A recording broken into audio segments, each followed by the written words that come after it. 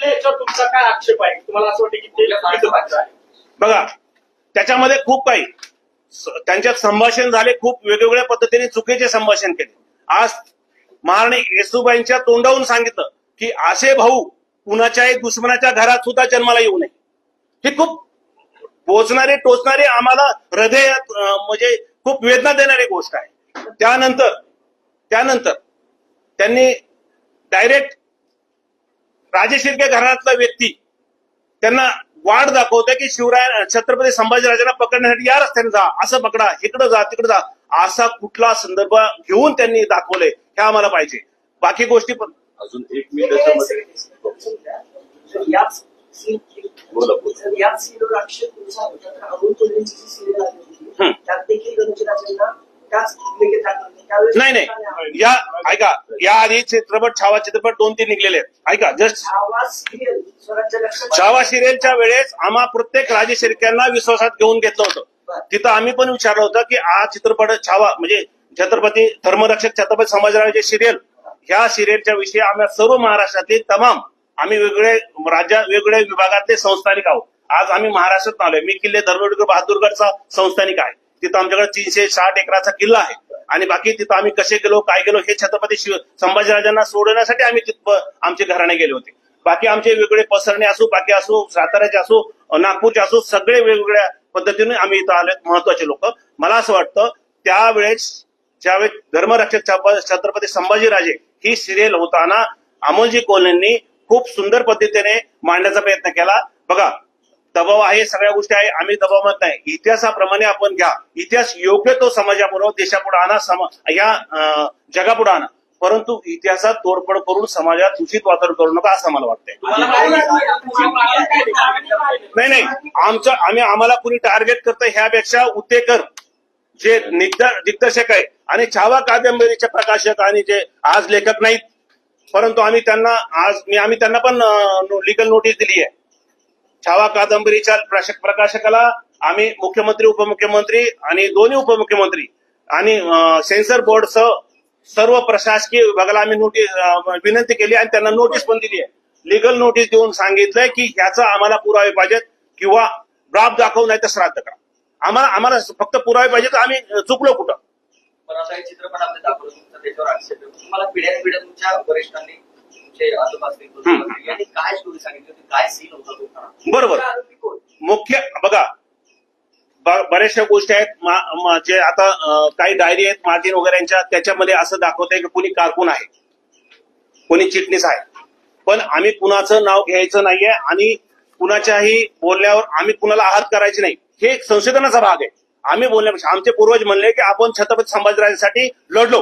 जसं मी किल्ले धर्मवीर बहादूरगडचा संस्थानिक असल्यामुळे आम्हाला म्हणले की आम्ही बहादूरगडवर ज्यावेळेस 15 दिवस छत्रपती संभाजीराजांना 15 दिवस डांबून तिथं कैद करून त्यांना हाल केले होते, त्यावेळेस आम्ही सोडण्यासाठी वेगळ्या पद्धतीने गेलो. वडूर असो, तुळापूर असो, वेगळ्या पुरंदर असो, या सर्व ठिकाणी शिर्के घराण्याचे वंशज उपलब्ध आहेत.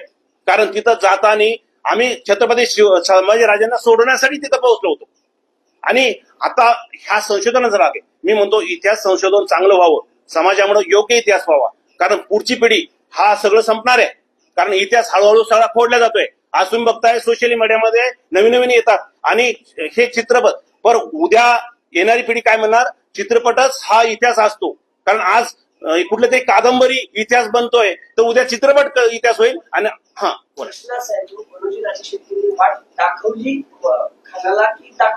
नाही दाखवली.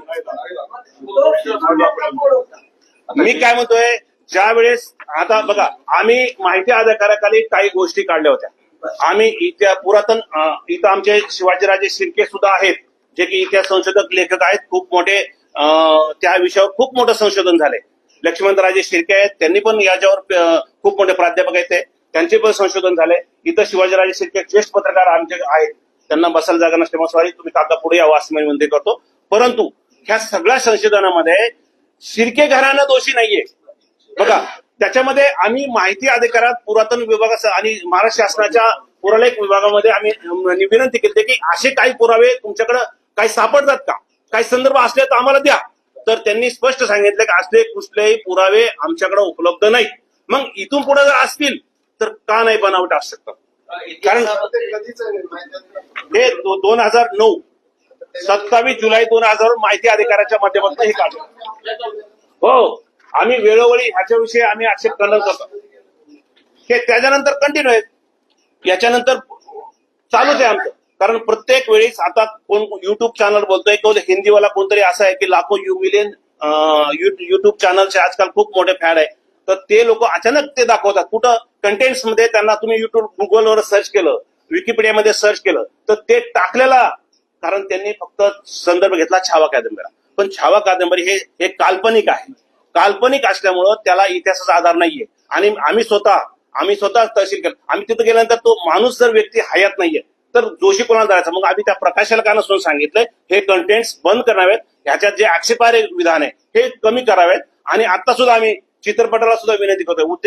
उद्देकरांनी खूप चांगला चित्रपट बनवलाय, आम्ही त्याचं समर्थन करतोय. खूप चांगला आहे. देशापुढं जगापुढं संभाजी महाराज आज पोहोचलेत, पुन्हा आजपर्यंत कुणीच नाही पोहोचले, ते उद्देकरांनी पोहोचले. परंतु उद्देकरांना विनंती आहे की त्यांना मी वॉर्निंग पण देतोय की त्यांनी ज्या पद्धतीने शिर्के घराण्याला दोषी ठरवलाय त्यांना त्याला जबाब द्यावाच लागेल.